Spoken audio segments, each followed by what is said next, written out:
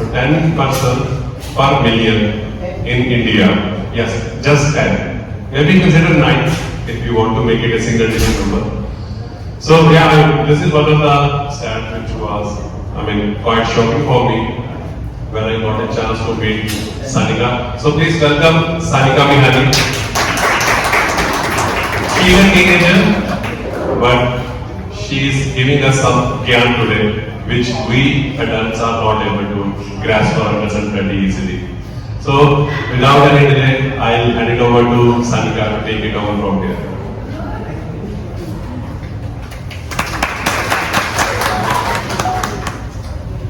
Hi, so I'm Sanika. I'm a 15-year-old studying at Chirac International School, and I'm here today to talk about organ donation. But before I do that, I just wanted to thank Mr. Sachin and Mr. Pradeep for giving me this opportunity to speak here. And I want to thank all of you for being here and listening to a cause that's so important for India. So I'll start. So did you know that in India there are 4 lakh lives that are lost every single year due to the lack of organs? And this is huge. And this is because there's such a huge gap between the supply and the demand of organs. So if you can see, supply actually lags demand by 40 times. And in some extreme cases, like the liver for example, supply is 200 times less than the demand. So this brings me to what actually are we all talking about today, which is organ donation. So what is that? It's giving your organs to people in need of them, which I'm sure everyone knows. Now, this can be done while they're alive or after death, but I'll be speaking more about the after death part today, and I'll explain why later on. But one thing I want to quickly point out is that organ donation has 0 cost to the donor's family. And that's because it's the donor who's doing a good deed here. So they don't have to pay anything, and all the costs are covered by the hospital or the recipient. So as I was talking about, there are 2 ways in which organs can be donated. One is donating while the donor is alive, and one is after the donor is no more, which is called pledging organs. So we'll be focusing on pledging organs today. And when you look at pledging organs, there are 2 ways in which organs can be pledged. One is after the donor dies due to cardiac death, and one is due to brain death. I'll get into the difference between these 2 later on. But pledging your organs basically means that you yourself, as one donor, have the potential to save 8 lives, which is huge. So the impact of getting one pledge is actually 8 lives being saved. And here's actually an example of this. So this happened only a couple of days ago, but there was a 9-year-old in Delhi who passed away, and his organs actually gave life to 2 people. One was a 6-year-old and one was a 16-year-old, which just shows that one person, no matter how small or how big, can make such an impact in so many people's lives. Now, this is the thing that shocked me the most. So I was looking at donation rates all over the world, and I took a look at the US, and I was shocked to see that it was so low. Like, they have less than 32 donors per million. And then I took a look at ours, and we don't even have 1 donor per million, which is so little, especially for such a huge population. So now I've talked a lot about the statistics, and I'm sure everyone can see how big of a problem this is, especially in India. So now I'll just go over the agenda of what I'm going to be talking about in today's presentation and the important steps to be taken for organ donation. So the first thing is actually understanding what organ donation is and how the process of donation goes. Then I'll talk about why it's important to talk to your family. Then I'll show you how to actually sign up. And after that, I'll tell you what's needed to be done at the time of donation. So I'll get right into it. So I was talking about this earlier. When organs after death or pledging organs, there are two ways in which this can happen. One is after the donor dies due to brain death, and one is after the donor dies due to cardiac death. So the difference between these two is cardiac death happens when the heart stops beating. So this is usually because the donor dies due to natural causes. But brain death is very different. So when a person dies due to brain death, there's no activity in the brain, and usually brain death happens due to unforeseen circumstances. So to give an example, it could be when someone dies due to a car crash. And so there's no activity in the brain. Now, when I've done this presentation, a lot of people have been confused between brain death and coma. So I'll clarify because these are actually two very different things. So when a person dies due to brain death, there is no activity going on in the brain, which makes recovery impossible. But when someone when someone is in a coma, there is some activity going on in the brain, which is why it is possible to recover. So now we'll talk about the donation of some major organs and tissues. So if you can see here, every organ and tissue listed is eligible for donation when the donor dies due to brain death. However, in the case of cardiac death, only the tissues are eligible for donation. This is because the heart would have stopped beating, which means blood doesn't flow to the organs anymore. So the organs wouldn't be eligible for donation, but the tissues would.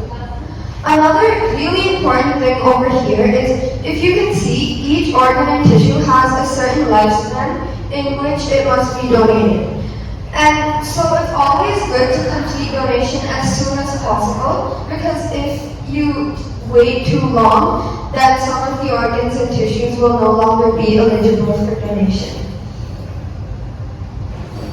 So now, before I move on, I just want to ask, does anybody have any questions? So, can you go back to the previous one? So, in case of brain death, right? Only the brain that is not functioning, but the other part is still good, right?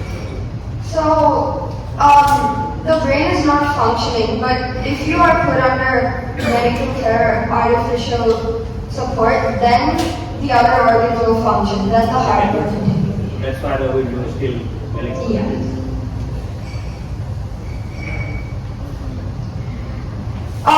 So the next step is talking to the family. And you might be thinking, why is this actually important? Because after all, it is your decision, right? But this is actually one of the most important steps. And I'll tell you why. So even if you've pledged your organs and said that you will be donating them after death, it's your family who has to give consent.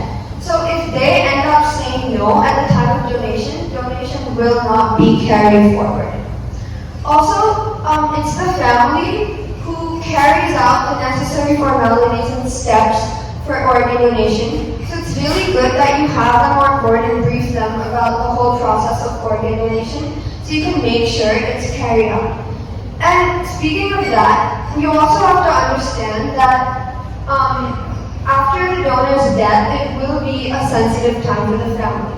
And it might not be the first thing that comes to their mind to complete the organ donation, which is why it's always good to involve a friend and brief them about the process too, just in case the family forgets. So now I've talked a lot about the statistics, I've talked about what organ donation is, and I've talked about we need to talk. But how do you actually take action and sign yourself up? So again, this is a very straightforward process, but before I get into that, I just want to talk about NATO. So NATO stands for National Organ and Tissue Transplant Organization, and it's the organization in India that completely takes care of organ donation. So any pledge you make will be registered with them. So the first step that has to be taken is you have to create an account on NATO. After you've created the account, you have to fill out a pledge form, in which basically you have to select the organs and tissues that you'd like to pledge. And also you need to have some basic details about yourself, like your height, weight, address. That's it. And these two steps take less than 10 minutes.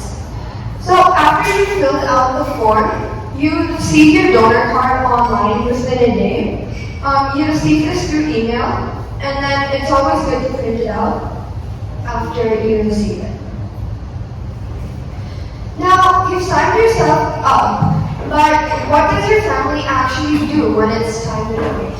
So this is the part that you need to be talking to your family about and briefing them on. So the first thing they have to do is call NATO. And if you're interested in this, I will share their contact with you so you can have it saved in your family and friends' phones. After they call NATO, they have to give NATO the donor's registration number. So this will be on the donor card, and all they have to do is read it up. After that, it's completely taken care by NATO, and the family has to do nothing more. So NATO will then identify the nearest authorized center that can harvest the organs, and then the authorized center will carry out and complete the whole donation process. Now, there are a lot of myths or misconceptions that people have had regarding organ donation, which make them very unsure about the whole process. So I just want to leave this slide here for a minute, and if you have any questions, it doesn't even have to be from the slide, but if you have any questions, I'd be happy to answer them.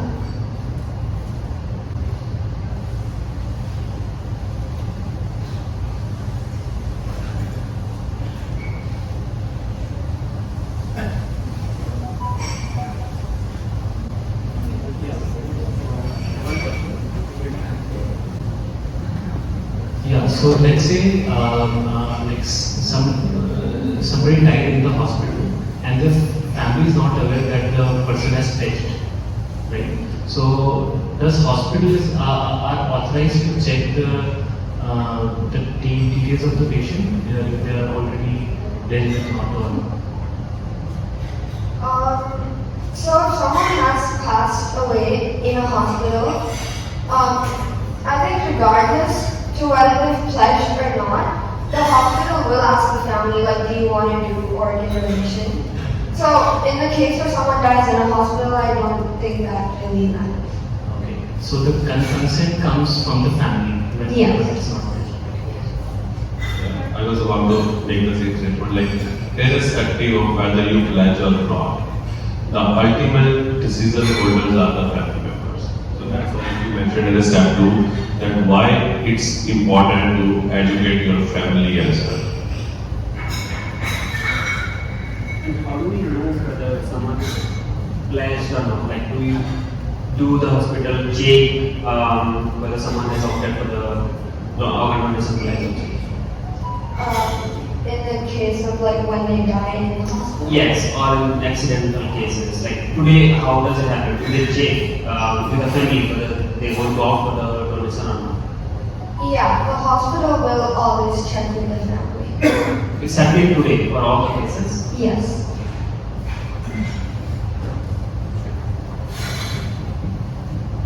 I wanted to know if every hospital has a list of donors, eligible donors, already registered in a particular state. So let's say this hospital in Hyderabad, all the hospitals in Hyderabad knows who the donors in Hyderabad are. Is that the case? Do they have a record? Is there any central Actually, it's a quite private data. It can't be a public data. Yeah. Thank you. So, like eye donation is something that can happen separately also. So, like either you can pledge your body, your all the organs, or you can pledge only your eyes also.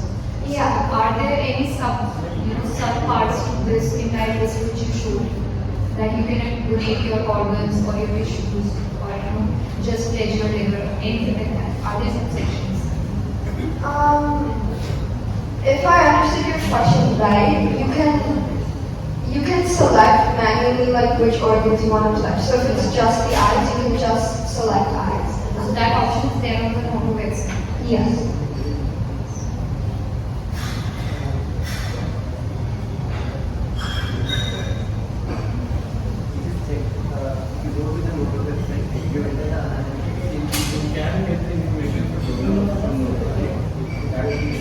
Someone has pledged or not. That is something that you can get from Noto.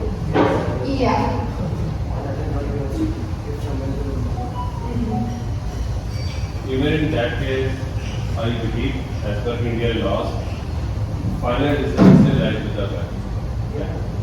If that person is listed over there as well, still hospital can't take his body just because of that information. They need family's consent. Unless it is declared that no one is there in the family. If no one claims about it. In case of any untimely death, the family will have to reach out to the, let's say, Ideally, yes, but as she mentioned, like family may not be in that situation or position to take a call. That's why informing friends makes better sense over there. But also, like hospital always check. So, I have another question. Let's say it's very hard to convince a family. Can you It's very hard to convince a family, right? Like, even if you are convinced, probably they will say no once you are gone. So, is there an option to, opt someone else that on when I'm gone, like, listen to only this person, not my family?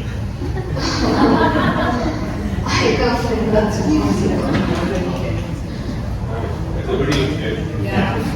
Especially in India, that's especially Exactly. the first point and third point. Yeah. Yeah, I am willing to, but then my family doesn't want to. I mean, it doesn't really go against religions because I've researched and like religious leaders have supported ordination, and every religion has a concept of like giving to someone in need. So it kind of goes for the religion against. We always pick and choose what to listen to the, religious leaders and what not. It's very hard.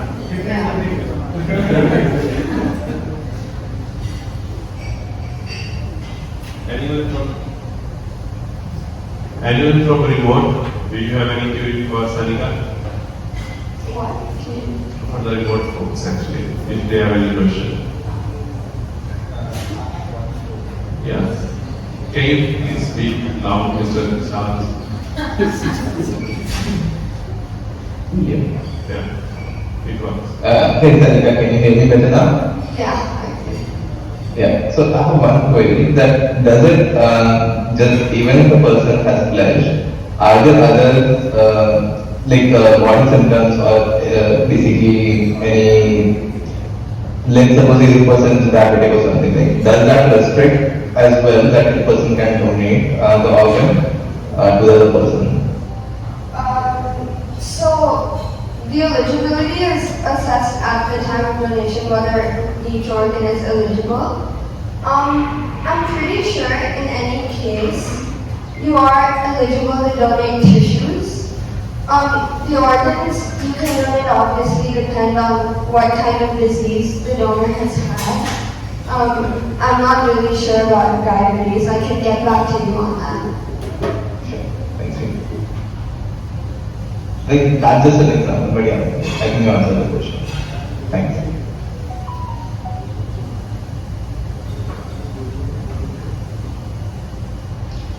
Any other question?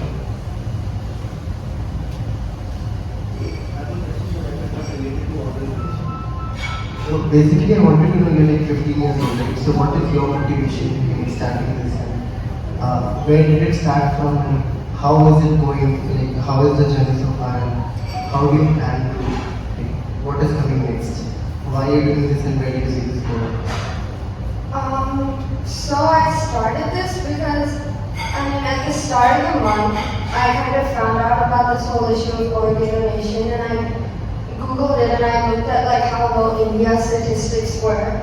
And I realized like it's not very difficult to spread awareness and get people to sign up because it doesn't take a lot of time to sign up. So I thought like, why not increase India's numbers and do this?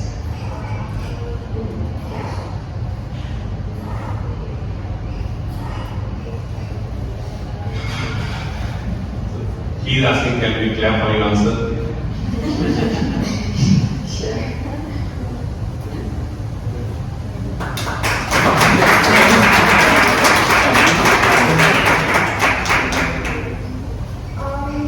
So, if there are no other questions, if you want to take action right now and sign yourself up, either if you're right now, I'll be sitting over here so you can come to me with your laptop and I can get you signed up in less than 10 minutes.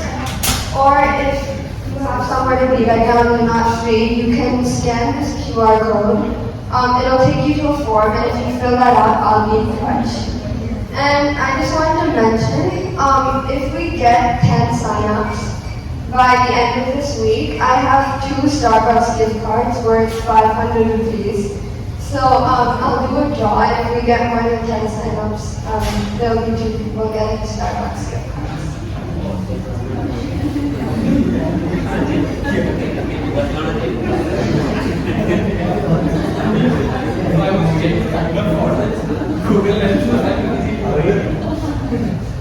I think we can do the sign up now, and those definitely, those who are interested, believe in this cause, those who need discussion with their families, maybe they can take their time. You will, I think your families here. You can say the same. So in case you bring letter, do let her know so that she can wait here. Thank you. Thank you. Thank you to everyone for listening to my presentation. I hope you've understood what a huge issue it is for India, and I hope I've convinced you to look a little more. Thank you.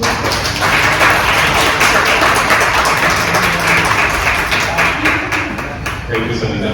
Thank you very much.